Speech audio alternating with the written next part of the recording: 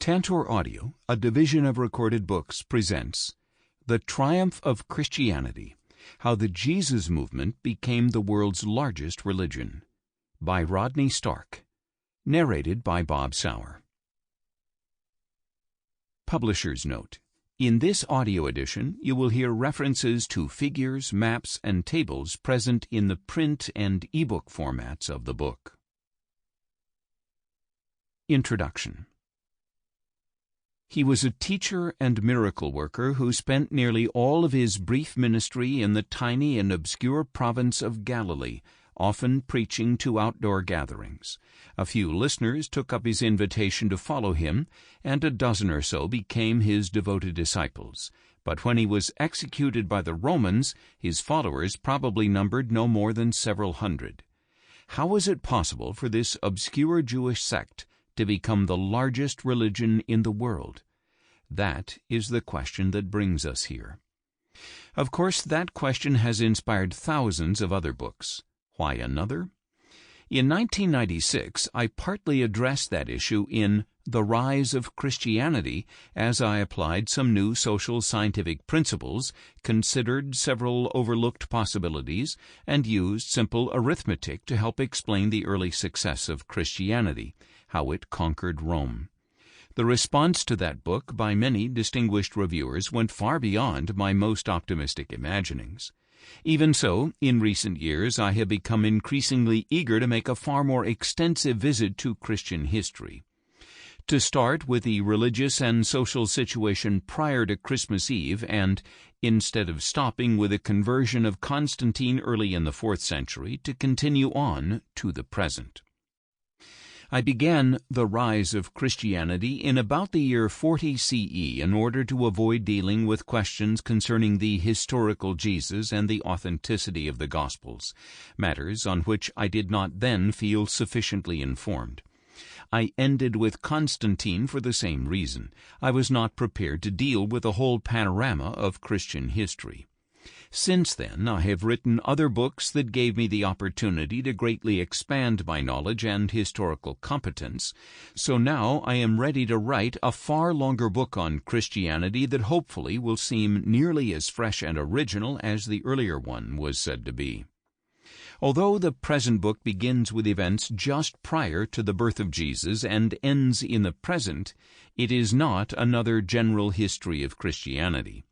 Many eras, topics, and prominent persons are skipped. For example, I devote one sentence to the Puritans and none to the Quakers.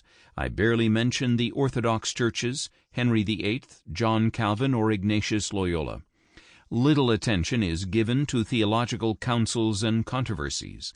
I completely ignore the bloody battles over Trinitarianism that erupted in the 5th century. I have, rather, selected the important episodes and aspects of the Christian story through the centuries and assessed them from new perspectives. What do I mean by new perspectives? I mean new answers to old questions and new interpretations of well-known events. Some of these answers and interpretations are based mainly on the work of other scholars whose landmark studies have received far too little attention, but most of the new perspectives are mine, or at least partly mine. Although I often dispute the traditional views of what went on and why, I am deeply respectful of the many great scholars who have, through the centuries, contributed to our knowledge of Christian history. I have depended on hundreds of them, as I make plain in the endnotes. Let me be clear that my concerns are historical and sociological, not theological. While I am not unfamiliar with Paul's theology, for example, my primary concern in this book is not with what Paul believed, but who he was. Not with what Paul said, but to whom he said it. Similarly, I will not assess the validity of Luther's disagreement with Rome. My interest is in how he got away with it. Finally, I have continued to write for the general listener, based on my belief that if I can't say it in plain English, it must be because I don't understand what I am writing about. Plan of the book. The book is divided into 6 parts.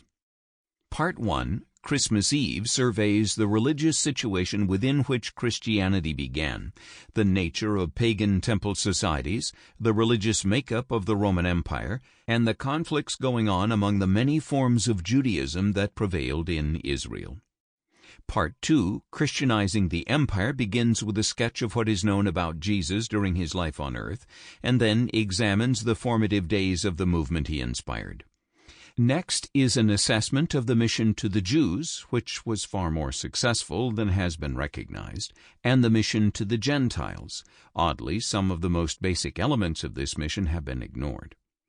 The next chapter dispels the traditional belief that the early church was recruited from the lowest social strata. To the contrary, as with most new religious movements, early Christianity appealed particularly to people of privilege. Then comes a portrait of the misery of daily life, even for the rich, in Greco-Roman cities. The chapter describes how the commitment of early Christianity to mercy was so effective in mitigating suffering that Christians even lived longer than their pagan neighbors. In addition, most early Christians were women. When the circumstances of pagan and Christian women are compared, the wonder is that all of the women in the Roman Empire didn't flock into the church. Then comes the great irony that Roman persecution made the church much stronger. Finally, a model of Christian growth within the Roman Empire from the year 40 to 350 shows that the most likely rate of Christian growth is very similar to the growth rates achieved by several modern movements. Part 3, Consolidating Christian Europe, starts with the implications of Constantine's conversion, suggesting it was at best a mixed blessing that, while ending persecutions, encouraged intolerance toward dissent within the church and greatly reduced the piety and dedication of the clergy. Then comes the demise of paganism. Contrary to tradition, it was not stamped out by Christian persecution, but disappeared very slowly. In fact, paganism may never have entirely died out, and even the presumed conversion of the northern societies did not occur until nearly a millennium after Christianity became the favored faith of Constantine. By the 7th century, Christianity probably was far stronger and more sophisticated in North Africa and Asia than in Europe. Then came the Islamic onslaught, and eventually Christianity disappeared in many parts of Asia and all but vanished in North Africa and the Middle East. But after more than 400 years of defensive efforts, in the 11th century Christian Europe struck back. First, Muslims were driven from Sicily and southern Italy. Then the Crusades were launched to liberate the Holy Land.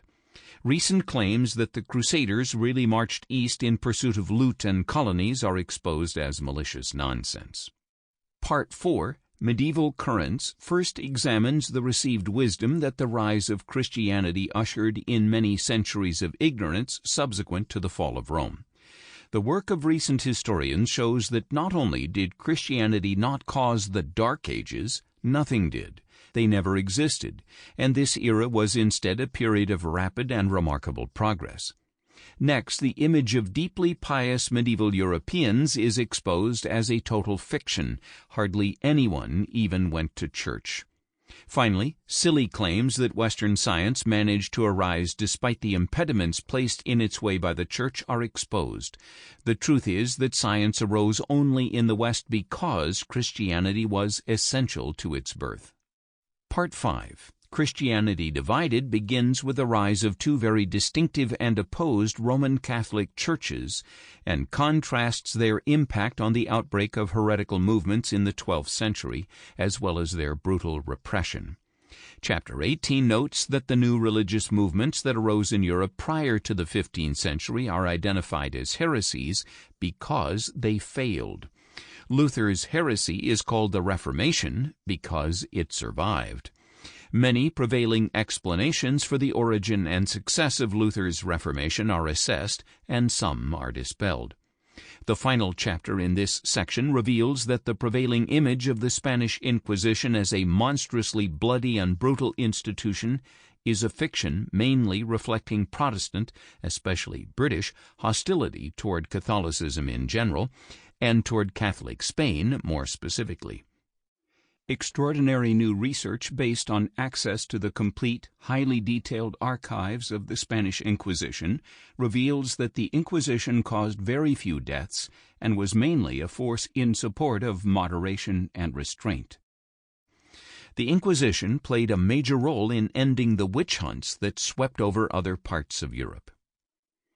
Part 6, New Worlds and Christian Growth, begins by showing how the development of religious pluralism in the United States, with a consequence that churches must successfully compete for support or disappear, resulted in the exceedingly high levels of religiousness that currently prevail.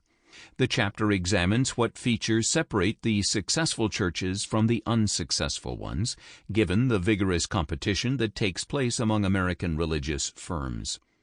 Finally, the chapter explores the development of remarkable levels of civility among American religions.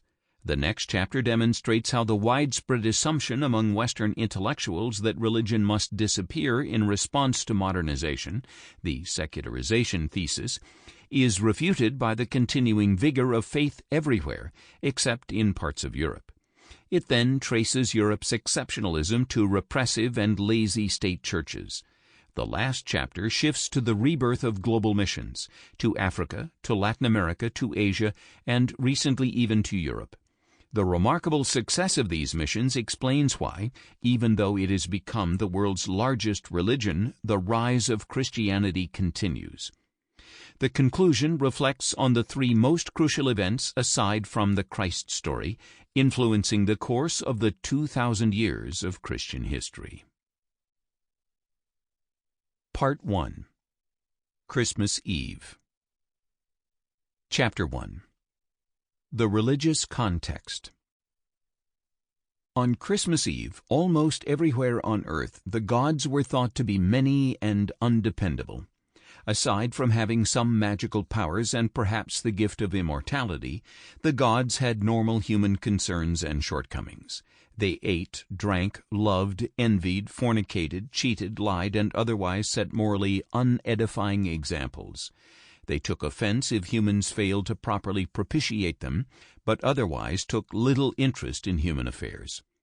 The Jews in the West and the Zoroastrians in the East rejected these ideas about the gods, opting instead for a morally demanding monotheism.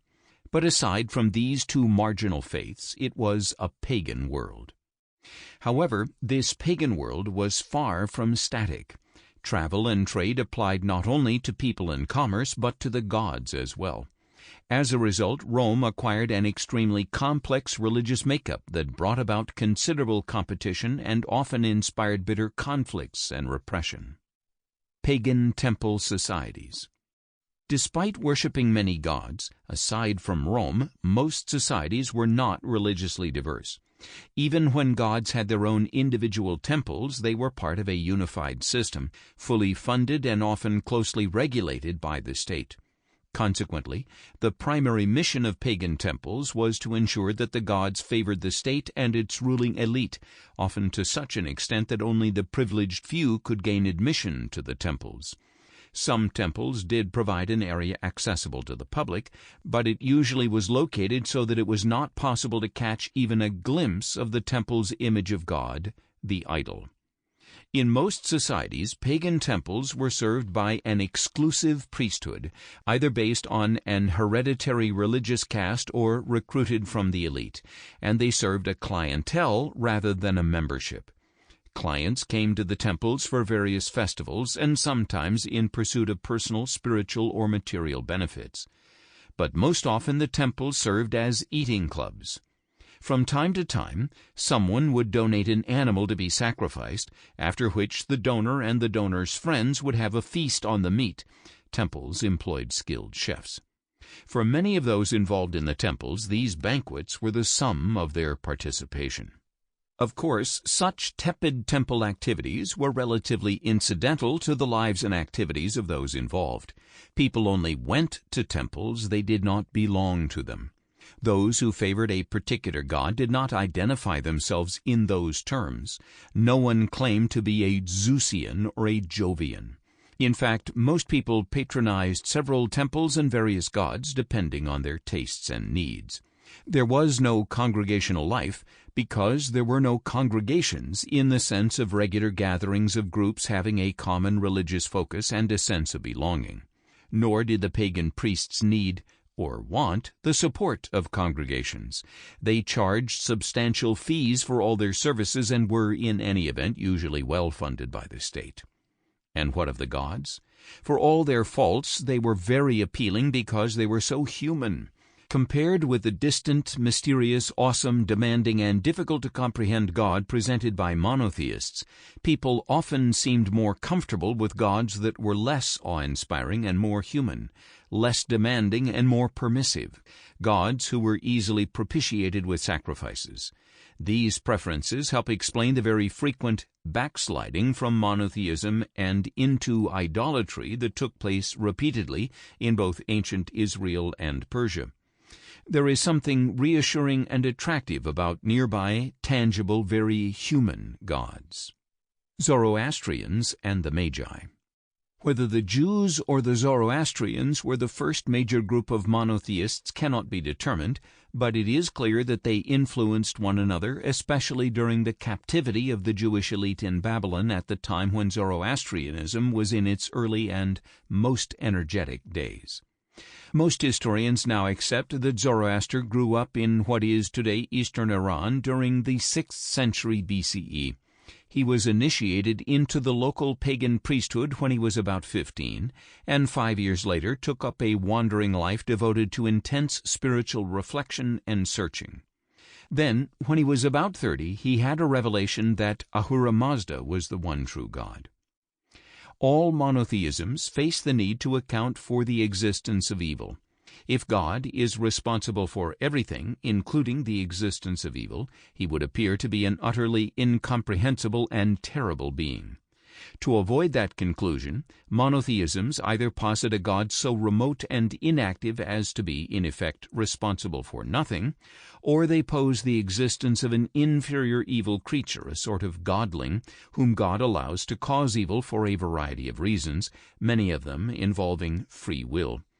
Judaism, and subsequently Christianity, postulates the existence of Satan. Zoroaster revealed that Ahura Mazda is engaged in a battle with the inferior Angra Mainyu, the fiendish spirit. He also taught that each human is required to choose between good and evil, and the outcome of the battle rests on mankind. The support which each man lends to the side he has chosen will add permanent strength to it. In the long run, therefore, the acts of man will weight the scales in favor of one side or the other. No more powerful doctrine of free will and its implications has ever been stated. In keeping with his explanation of evil, Zoroaster taught that the souls of the virtuous will ascend to an attractive heaven, while evildoers will plummet into hell. Zoroastrianism spread rapidly and soon became the official religion of the kingdom of Khwarezmia in modern Uzbekistan. In the 6th century BCE, when Cyrus the Great submerged Khwarezmia into his newly established Persian Empire, Zoroastrianism initially lost its official standing. But Cyrus's son Darius became a convert, and when he gained the throne, Zoroastrianism regained power. As the years passed and new Persian emperors followed one another to the throne, and especially as new societies committed to the old religions were made part of the empire, the influence of Zoroastrianism began to wane. Long before Christmas Eve, Persia was once again a pagan temple society, except for the Magi. The Magi were a guild of professional Persian priests who served any and all pagan religions in the Persian Empire. They also were famous astrologers who taught that practice to the Greeks, who referred to them as the Chaldeans. At some point they began to serve as priests of Zoroastrianism too, and eventually they converted. Through the centuries, the Magi served as the primary proponents of Zoroastrianism and preservers of its scriptures. They also were widely acknowledged throughout the classical world, even by such famous authors as Plato and Pliny, as able to decipher omens and forecast the future, as related in the account of their arrival in Bethlehem. Religions in Rome. The Romans were far more religious than the Greeks, Persians, Egyptians, or other pagans of their era. Every public act began with a religious ceremony, just as the agenda of every meeting of the Senate was headed by religious business. Nothing of any significance was done in Rome without the performance of the proper rituals. The Senate did not meet, armies did not march, and decisions, both major and minor, were postponed if the signs and portents were not favorable. Such importance was placed on divination that, for example, if lightning were observed during the meeting of some public body, the assembly would be dismissed, and even after the vote had been taken, the College of Augurs might declare it void. The ubiquity of very public rituals and the constant rescheduling of public life, including festivals and holidays, in response to the temper of the gods, made religion an unusually prominent part of the everyday life, not only of the Roman elite but of the general public. In contrast to other pagan societies, the temples were not closed to ordinary Romans, nor were the idols hidden from public view. Everyone was welcome, and their patronage was solicited. Consequently, even many poor people and slaves contributed funds to the construction of temples, as is attested by temple inscriptions listing donors. By Christmas Eve, Rome was ruled by a tyrant emperor, but religiously Rome sustained the first relatively free marketplace. Granted that there was an official Roman paganism, but it was mainly supported by voluntary contributions, as were an extraordinary array of other faiths, not only across the empire, but within the city of Rome itself. Many of these were Oriental faiths that had come to Rome from Egypt and the Middle East. There also was a large Jewish enclave in Rome and in many major Roman cities. A remarkable aspect of the absence of a subsidized state religion in Rome is found in the priesthood. Even the traditional Roman temples were not served by professional full-time priests. Of course, priests showed up to conduct festivals or supervise a major sacrifice, but most of the time the Roman temples seem to have been served only by a few caretakers who lacked any religious duties or authority. In addition, except for a very small number of priests who were advisors to the Senate and those who undertook divination, nearly all other priests were prominent citizens who served in the priestly role only part-time. Presumably, these amateur Roman priests received some training for their duties, but it could only have been minor compared with the full-time professional priests found in Greece, Egypt, or Persia. It does not follow, however, that Roman priests were less sincere than were the full-time priests in other pagan societies. To the contrary, it is a closed, hereditary priestly elite that is most susceptible to cynicism and unbelief. In addition, because Roman priests were amateurs for whom being a priest was not their primary role, Roman temples were not independent centers of power, influence, or riches. They did not have priestly personnel attached to them, and they did not therefore provide a power base for the priests. Hence, Roman temples were rather inexpensive to operate, since support of a professional priesthood was the major cost involved in sustaining temples elsewhere. If Roman paganism differed by needing to be financially self-reliant, it did not differ in the number, character, and specializations of its gods. Nor could it have done so given that nearly all of Rome's gods were of Greek origins, they in turn having come from Egypt, whose gods originated in Sumer.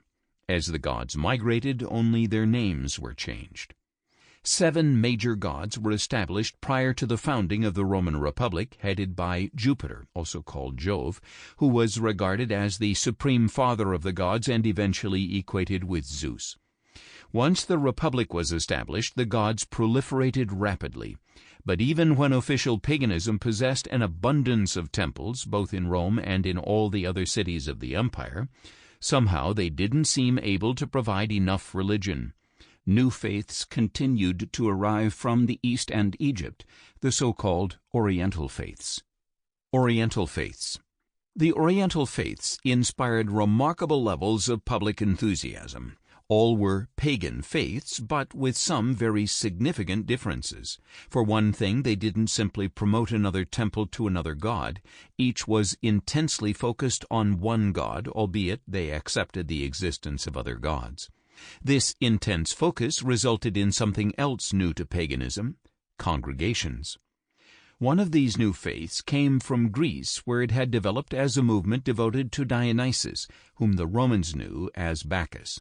The Bacchanalians were intense, proselytizing mystery religionists who aroused vicious persecution by the Roman Senate on what probably were spurious grounds that they engaged in drunken immorality. Another of the Oriental faiths was devoted to the goddess Cybele, known to the Romans as Magna Mater, the Great Mother, and to an unusually handsome Phrygian shepherd named Attis, who in some accounts is of supernatural origins, with whom Cybele fell in love. Unfortunately, the young man became sexually involved with a nymph, and Cybele found out. In a fit of extreme anger, Cybele caused Attis to become insane, and in his mad frenzy he castrated himself, lay down under a pine tree, and bled to death. Cybele sorrowed and caused Attis to be reborn, and he became her companion ever after. Attis never became a major figure, remaining only a member of his lover's supporting cast. However, his self-castration became a major feature of Sibylline worship. For one thing, the most solemn ritual of Sibylline worship was the Taurobolium, wherein a bull was slaughtered on a wooden platform under which lay new initiates who were then drenched in the bull's blood, all in commemoration of Attis's mutilation. It was believed that the blood washed away each initiate's past, giving each a new life. But perhaps the most remarkable aspect linking the Attis story to Sibylline worship is that all priests of Cybele were eunuchs. Self-castration in ecstasy was part of the process of their initiation. This Sibylline mythology and the self-castration of her priests must have developed in Greece, because both were fully developed by the time that Magna Mater reached Rome. The next Oriental faith to reach Rome brought the goddess Isis, who eventually became the focus of a serious pagan attempt to approximate monotheism. Isis began as an Egyptian nature goddess who was responsible for the annual flooding of the Nile, and gained substantial followings throughout the Grecian world after Ptolemy I, a comrade of Alexander the Great and the first Greek ruler of Egypt, had her promoted to the savior goddess, or more explicitly, savior of the human race. Isis also inspired congregations. Her followers set themselves apart and gathered regularly. They did not disparage the other gods and temples, but neither did they attend to them. The first temple of Isis in the West was built in Pompeii in about 100 BCE. Soon after that came her first temple in Rome, and many more were to follow. Mithraism can be considered an additional Oriental religion, even though, contrary to long tradition, it was not related to the Persian religion involving the god Mitra, but was of Roman origin. Evidence of its existence suddenly appears in the historical record dating from about 90 CE. Some of the confusion over Mithra's origins were caused by the fact that Mithraism represented itself as based on the wisdom of Zoroaster and of Persian origin. But this seems to have been a bogus attempt to gain credibility and prestige, very similar to claims by many modern cults to be descended from various ancient groups such as the Druids. In any event, Mithraism mainly recruited Roman soldiers, including even a few senior officers. It was a mystery cult that promised an attractive life after death and inspired deep commitment among its male-only members. They were so observant of their oaths of secrecy that very little is known today about Mithraic doctrines, their mysteries, or what went on at their secret meetings.